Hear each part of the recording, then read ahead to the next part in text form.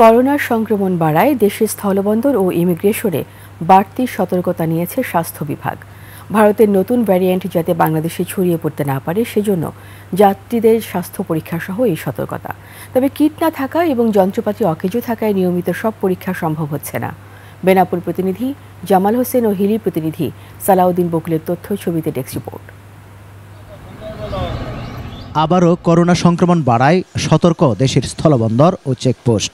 এরই মধ্যে দেশের সর্ববৃহৎ স্থলবন্দর বেনাপোল দিয়ে আক্রান্ত দেশ ভারতের সাথে চলছে বাণিজ্য ও পাসপোর্টধারী যাতায়াত। ইমিগ্রেশনে স্বাস্থ্য পরীক্ষার আধুনিক সব যন্ত্রপাতি অকেজো। হ্যান্ড থার্মাল দিয়ে ভারত ফেরত যাত্রীদের নামমাত্র স্বাস্থ্য পরীক্ষা করা হচ্ছে। ভারত থেকে আসার পরে চেক করলো, মাস্ক পরতে বললো, আমাদের সচেতন করলেন যে মাস্ক সবসময় ব্যবহার করুন। করোনার প্রভাব দেখা দিয়েছে, তা আমরা আশা করব বন্দর কর্তৃপক্ষ যেন যথাযথ ব্যবস্থা নেয়। একনল অ্যাডভান্সড হাইজিন সোপ এবার জীবাণু ধুলাবালি ঘাম ক্লিন বোল্ড।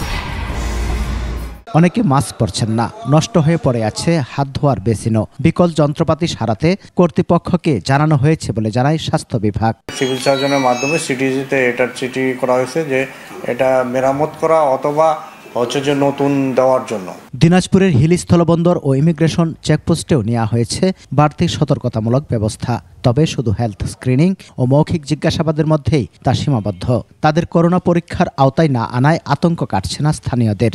করোনার উপদ্রব দেখা দিচ্ছে, সে কারণে পোর্টে আমরা লক্ষ্য করলাম মাস্ক ছাড়া তারা আমাদেরকে প্রবেশ করতে দিচ্ছে না। 2 বর্ডারে চেক ইন হলো, ভালো মতনই চেক ইন হয়েছে ওপারে এপারে। এই প্রোটেকশনের জন্য যাতে মহামারী আকারে সবার মধ্যে না ছড়ায় যায়। ইমিগ্রেশন স্বাস্থ্য বিভাগ বলছে কিট সরবরাহ না থাকায় করোনা পরীক্ষা চালু করা সম্ভব হচ্ছে না। কোভিডের যে পরীক্ষার কিট যেগুলো কিট সরবরাহ হয়ে গেলে কোভিড পরীক্ষা যাতে আমরা দ্রুত করে ফেলতে পারেন এ ধরনের পরামর্শ আমরা আপাতত দিচ্ছি। করোনা সংক্রমণ যাতে না ছড়ায় সে বিষয়ে প্রস্তুতি ও সতর্ক থাকার কথা জানায় বন্দর কর্তৃপক্ষ। যদি ওখানে কোনো করোনা সংক্রান্ত বা এরকম সাসপেক্টেড কাউকে পাওয়া যাচ্ছে তাকে সঙ্গে সঙ্গে আইসোলেশনের ব্যবস্থা করা।